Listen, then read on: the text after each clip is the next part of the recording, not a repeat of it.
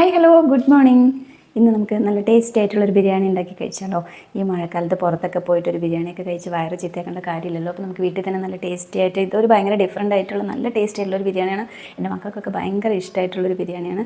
അപ്പോൾ ഇത് നിങ്ങൾ എന്തായാലും ഉണ്ടാക്കി നോക്കാനായിട്ട് മറന്നു പോകരുത്. എന്തായാലും മസ്റ്റ് ട്രൈ ആണിത്. പുറത്ത് നല്ല മഴയാണ്. അപ്പോൾ നല്ലൊരു മഴയത്ത് നല്ലൊരു ബിരിയാണി ഉണ്ടാക്കി കഴിക്കാം. ഇന്ന് മോളും കൂടെ വരികയാണ്. അപ്പോൾ അതും കൂടി ഉണ്ട് റീസൺ ബിരിയാണി ഉണ്ടാക്കാനായിട്ട്. അവൾ പുറത്തൊക്കെ ഭക്ഷണം കഴിച്ച് മടുപ്പായിട്ടായിരിക്കും വരുന്നത്. അപ്പോൾ നമുക്ക് നല്ലൊരു ബിരിയാണി ഉണ്ടാക്കാം. അപ്പോൾ നമ്മൾ ബിരിയാണി ഉണ്ടാക്കാനായിട്ട് അതിൻ്റെ ഇൻഗ്രീഡിയൻസും അതെങ്ങനെയാണ് ഉണ്ടാക്കുന്നതെന്നും അറിയുന്നതിന് മുമ്പ് നിങ്ങളെല്ലാവരും എൻ്റെ ചാനലൊന്ന് സബ്സ്ക്രൈബ് ചെയ്തേക്കണം. ഇതുവരെ സപ്പോർട്ട് ചെയ്ത എല്ലാവർക്കും താങ്ക്സ്. അപ്പോൾ നമുക്ക് ഉണ്ടാക്കാൻ തുടങ്ങാം. അപ്പോൾ ഇതിലേക്ക് വേണ്ടിയിട്ടുള്ള ഇൻഗ്രീഡിയൻസ് പറയാം. 1/2 കിലോ ബിരിയാണി റൈസ് നല്ല രീതിയിൽ അരമണിക്കൂർ വെള്ളത്തിൽ കുതിർത്ത് വെച്ചിട്ട് അതിൻ്റെ വെള്ളമെല്ലാം വാർത്തെടുത്ത് വെച്ചിരിക്കുന്നതാണിത്. പിന്നെ ഒരു 3 സവാള നല്ല ബ്രൗൺ നിറത്തിൽ വറുത്തെടുക്കണം. നല്ല നീളത്തിൽ വളരെ നൈസായിട്ടാണ് മുറിച്ചെടുക്കേണ്ടത് മുറിക്കുമ്പോൾ. പിന്നെ 1/2 കിലോ ചിക്കൻ ഞാൻ കല്ലുപ്പിട്ടിട്ട് മിക്സ് ചെയ്ത് വെച്ചിരിക്കുന്നതാണ്. അത് കുറച്ചും കൂടെ സോഫ്റ്റ് കിട്ടാൻ വേണ്ടിയിട്ടാണ്. പിന്നെ ഒരു 3 തക്കാളി നീളത്തിൽ മുറിച്ച് വെച്ചത്. പിന്നെ 1 ടേബിൾ സ്പൂൺ ഇഞ്ചി, 1 ടേബിൾ സ്പൂൺ വെളുത്തുള്ളി പേസ്റ്റാണിത്. നന്നായിട്ട് നല്ല രീതിയിൽ അരച്ചെടുക്കരുത്, അതിന് കുറച്ചൊന്ന് കുറഞ്ഞിട്ട്. പിന്നെ ഒരു 6 പച്ചമുളക് ക്രഷ് ചെയ്തെടുത്തത്, ഒരു ചെറിയ ചെറുനാരങ്ങയുടെ നീര്, മല്ലിയില പുതിന ആവശ്യത്തിന്. ഞാനിപ്പോൾ ഒരു പുതിനയില ഒരു 20 ഇലയ്ക്കാണ് എടുത്തിരിക്കുന്നത്. പിന്നെ ഒരു 100 മില്ലി നെയ്യ്, പട്ട ഗ്രാമ്പു ഏലയ്ക്ക താളിക്കാൻ വേണ്ടിയിട്ട്, പിന്നെ കല്ലുപ്പ്, പിന്നെ ഗരം മസാലപ്പൊടി ഒരു 1.25 സ്പൂൺ അല്ലെങ്കിൽ 1.5 സ്പൂൺ അത്രയും മതി. അപ്പം നമ്മൾ സ്റ്റൗ ഓണാക്കുക. പിന്നെ പാൻ നന്നായിട്ട് ചൂടായതിന് ശേഷം നമ്മൾ ആദ്യം എണ്ണയൊന്നും ഒഴിക്കുന്നില്ല, തക്കാളിയാണ് ഇടുന്നത്. സിമ്മിൽ വെച്ചിട്ട് വേണം ഈ തക്കാളി ഒന്ന് നന്നായിട്ട് ഉടഞ്ഞ് കിട്ടണം. അല്ല നമ്മൾ സാധാരണ അങ്ങനെയൊന്നും ഉണ്ടാക്കുന്നില്ല. പിന്നെ അതിനുശേഷം നന്നായിട്ട് തക്കാളി നല്ല രീതിയിൽ ഉടഞ്ഞതിന് ശേഷം നമ്മൾ ചേർക്കുന്നത് വെളുത്തുള്ളിയാണ്. ആ വെളുത്തുള്ളിയും അതിനുശേഷം ഇഞ്ചിയും ചേർത്തിട്ട് നന്നായിട്ടൊന്ന് മിക്സ് ചെയ്യണം. നല്ല രീതിയിൽ അതിൻ്റെ ഒരു പച്ചമുളകൊക്കെ മാറുന്നത് വരെ അതൊന്ന് നല്ല രീതിയിൽ വഴറ്റിയെടുക്കുക. അത് നന്നായിട്ട് വഴന്ന് കഴിയുമ്പോൾ ഒരു പ്രത്യേക മണമായിരിക്കും കേട്ടോ. ആ സമയത്ത് നല്ല രീതിയിലുള്ളൊരു മണമായിരിക്കും വരുന്നത്. പിന്നെ അതിനുശേഷം നമ്മൾ ചേർക്കേണ്ടത് പച്ചമുളക് ചതച്ച് വെച്ചിരിക്കുന്നതാണ്. ആ പച്ചമുളകും ചേർത്തിട്ട് അതിൻ്റെയും ഒരു പച്ചമണം മാറുന്നത് വരെ നന്നായിട്ടൊന്ന് ഇളക്കി യോജിപ്പിക്കണം. അങ്ങനെ ഇളക്കി യോജിപ്പിച്ചതിന് ശേഷം നമ്മൾ ചേർക്കുന്നത് ആ ഒരു ചിക്കനാണ്. ഞാനിപ്പോൾ ഇതിനകത്തേക്ക് അഡീഷണലായിട്ട് ഉപ്പ് ചേർക്കുന്നില്ല, കാരണം ഓൾറെഡി കല്ലുപ്പ് ചേർത്ത് നമ്മൾ മിക്സ് ചെയ്ത് വെച്ചിരിക്കുന്നതുകൊണ്ട് അതിനകത്ത് ഉപ്പുണ്ട്. അപ്പോൾ അല്ലെങ്കിൽ നമ്മളങ്ങനെ ചേർത്ത് വെച്ചിട്ടില്ല എന്നുണ്ടെങ്കിൽ ഇതിൻ്റെ കൂട്ടത്തിൽ ഉപ്പും കൂടെ ചേർത്തിട്ട് വേണം നന്നായിട്ടൊന്ന് മിക്സ് ചെയ്യാനായിട്ട്. അങ്ങനെ മിക്സ് ചെയ്തിട്ട് ഇതിനകത്തേക്ക് നമ്മൾ വെള്ളമൊന്നും ചേർക്കുന്നില്ല. ഇത് ഒന്ന് ഒരു മീഡിയം ഫ്ലെയിമിൽ ഒരു സിമ്മിൽ വെച്ചിട്ട് അടച്ചു വെച്ചിട്ട് ഒരു പകുതി വേവാവുന്നവരെ വേവിക്കുകയാണ് ചെയ്യേണ്ടത്. ഞാനിപ്പോൾ ഇത് കുക്കറിലാണിത് ചെയ്യുന്നതല്ലോ.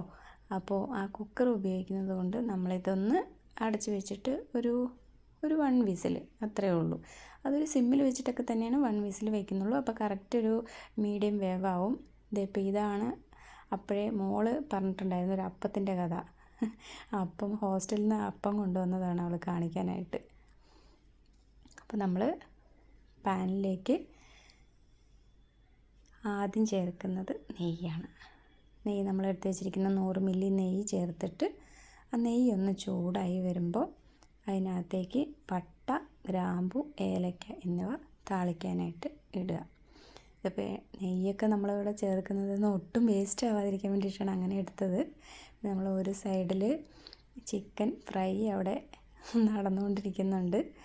അപ്പോൾ പട്ടയും ഗ്രാമ്പും ഏലക്ക ഇട്ട് താളിച്ചതിന് ശേഷം അതിനകത്തേക്ക് നമ്മൾ ഒരു പാത്രമായിരിക്കും 1.5 പാത്രം വെള്ളം എന്നാണ്. ആ വെള്ളം കുറച്ചും കൂടെ അളവ് കൂടുതലെടുക്കാം. അപ്പോൾ നമ്മൾ ആ വെള്ളം ചേർക്കുക. ആ വെള്ളം ചേർത്തിട്ട് നന്നായിട്ടൊന്ന് തിളച്ച് വരണം. അപ്പോൾ ഈ വെള്ളം ചേർക്കുന്ന അളവിൽ ഒരു പാത്രമായിരിക്കും 1.5 പാത്രം വെള്ളം എന്ന് പറയുന്നതിന് കുറച്ചും കൂടെ വെള്ളം ചേർക്കാൻ പറയുന്നതെന്ന് വെച്ച് കഴിഞ്ഞാൽ അല്ലെങ്കിൽ അരി കുറച്ചൊന്നൊരു സോഫ്റ്റ് കുറവുണ്ടാവും. അപ്പോൾ അതിനകത്തേക്ക് നമ്മൾ ആവശ്യത്തിന് ഉപ്പും കൂടെ ചേർക്കുക. ഞാനിവിടെ കല്ലുപ്പ് ചേർത്ത് ഒരു ഏകദേശം ഒരു കണക്കാണ് അതൊക്കെ. നമുക്ക് ഉപ്പെന്ന് പറഞ്ഞ് കറക്റ്റായിട്ട് കണക്കൊന്നും പറയാൻ പറ്റില്ല. പിന്നെ കുറച്ചൊന്ന് മല്ലിയില ഒന്ന് ചെറുതായിട്ടൊന്ന് തൂവിയിട്ട് നമ്മൾ എന്ത് ചെയ്യണം, അരിയിടണം. ഇതിപ്പോൾ ഞാൻ വേറൊരു അടുപ്പിലാണ് ഇത് വെച്ചിരിക്കുന്നത്. കാരണം വെച്ചാൽ നമ്മളവിടെ ചിക്കൻ വേവുന്ന സമയം കൊണ്ട് ഇവിടെ നമുക്ക് റൈസ് ഒന്ന് റെഡിയായി കിട്ടും. അപ്പോൾ അത് 2 പണിയും കൂടെ ഒരു സമയത്ത് നമുക്ക് പെട്ടെന്ന് അതിൽ സമയം ലാഭിക്കാം. അങ്ങനെ നമ്മളിത് ഒന്ന് ഇളക്കി യോജിപ്പിച്ചിട്ടാണ് നമ്മളിത് അടച്ച് വയ്ക്കുന്നത്. ഒരു 5 മിനിറ്റ് ഫുൾ ഫ്ലെയിമിൽ തന്നെ കിടന്നോട്ടെ, കുഴപ്പമില്ല. പക്ഷേ ജസ്റ്റ് ഒന്ന് ഇടയ്ക്കൊന്ന് ഇളക്കി കൊടുക്കണം, അല്ലെങ്കിൽ അടി പിടിക്കും. അപ്പോൾ ആ ഒരു രീതിയിൽ അങ്ങനെ ആക്കി വെച്ചതിന് ശേഷം നമ്മളൊന്ന് അടച്ച് വയ്ക്കുക. ഒരു 5 മിനിറ്റൊക്കെ ഒന്ന് വെന്ത് കഴിയുമ്പോൾ ആ വെള്ളമൊക്കെ ഒന്ന് ചെറുതായിട്ടൊന്ന് വറ്റി വരണമെന്ന് കാണുമ്പോൾ നമ്മൾ നല്ല രീതിയിൽ സിമ്മിൽ വെച്ചിട്ട്, ഞാനിപ്പോൾ അപ്പുറം അടുപ്പിലേക്ക് മാറ്റി വെച്ചു. ഇതിപ്പോൾ നമ്മുടെ ചിക്കൻ വീണ്ടും റെഡിയാക്കാൻ വേണ്ടിയിട്ട് എടുത്തിരിക്കുവാണ്. അപ്പോൾ നമ്മൾ ഏകദേശം നല്ല രീതിയിൽ വേവുകയൊക്കെ ചെയ്തു ചിക്കൻ. അപ്പോൾ അതിനകത്തേക്ക് മല്ലിയിലയും പുതിനയും കൂടിയാണ് ഒന്ന് ചേർക്കുന്നത്. അതൊന്ന് ചേർത്തിട്ട് നന്നായിട്ടൊന്ന് ഇളക്കി യോജിപ്പിക്കുക. അങ്ങനെ യോജിപ്പിക്കുന്നതിൻ്റെ ഇടയിൽ നമ്മൾ ആ റൈസും കൂടെ ഒന്ന് ശ്രദ്ധിക്കണം, അല്ലെങ്കിൽ അത് അടി പിടിക്കും. അപ്പോൾ അതുകൊണ്ട് ഒന്ന് റൈസ് ഒന്ന് ഇളക്കി കൊടുക്കുക, എന്നിട്ട് അതിന് പാകത്തിന് ആക്കി വയ്ക്കുക. പിന്നെ നമ്മളതിനകത്തേക്ക് ചേർക്കുന്നത് വറുത്ത് വെച്ചിരിക്കുന്ന നല്ല ഗോൾഡൻ ബ്രൗൺ നിറമുള്ള നമ്മുടെ സവാളയാണ്. അതിനകത്ത് കുറച്ച് സവാള മാറ്റി വയ്ക്കണം, കാരണം നമ്മളത് ദമ്മിടുമ്പോൾ കുറച്ചൊന്ന് റൈസിൻ്റെ മുകളിലേക്കൊന്ന് വിതറാൻ വേണ്ടിയിട്ടാണ്. അപ്പോൾ അത് നമ്മൾ കുറച്ചൊന്ന് മാറ്റി വയ്ക്കുന്നുണ്ട്. അപ്പോൾ ഇതൊന്ന് നന്നായിട്ട് നമ്മളൊന്ന് മിക്സ് ചെയ്ത് വെക്കണം. അങ്ങനെ മിക്സ് ചെയ്ത് കഴിഞ്ഞതിന് ശേഷം നമ്മൾ ചേർക്കേണ്ടത് ചെറുനാരങ്ങയാണ്. ചെറുനാരങ്ങയുടെ നീര് ചേർക്കുക. അതിനകത്തേക്ക് ഗരം മസാല ചേർക്കണം. ഗരം മസാല ഇപ്പോൾ ഒരു സ്പൂൺ അല്ലെങ്കിൽ 1.25 സ്പൂൺ അത്രയാണ് ഞാനിവിടെ ചേർക്കുന്നത് കേട്ടോ. അത് കറക്റ്റായിരിക്കും ഏകദേശം. ഞാനിപ്പോൾ എടുത്ത് വെച്ചിരിക്കുമ്പോൾ കുറച്ചൊന്ന് കൂട്ടി എടുത്ത് വെച്ചിട്ടുണ്ടായിരുന്നു. അപ്പോൾ അത് ചേർത്തിട്ടൊന്ന് നന്നായിട്ടൊന്ന് മിക്സ് ചെയ്യുക. ഈ ഗരം മസാല ചേർത്ത് കഴിഞ്ഞാൽ പിന്നെ നല്ലതായിട്ട് വേവിക്കാനും ഇളക്കാനും ഒരുപാട് സമയം അടുപ്പിൽ വെക്കാനും നിൽക്കരുത്. അപ്പോൾ അതിൻ്റെ ആ ഒരു മണവും അതിൻ്റെ ഫ്ലേവറൊക്കെ ഒന്ന് പോവും. അപ്പോൾ അതുകൊണ്ട് അങ്ങനെ ഒന്നും ചെയ്യരുത്. അപ്പോൾ അതിൻ്റെ മേലത്തേക്ക് പിന്നെ നമ്മൾ ഒന്ന് ഓഫ് ചെയ്തു കേട്ടോ അന്നേരത്തേക്ക് തന്നെ.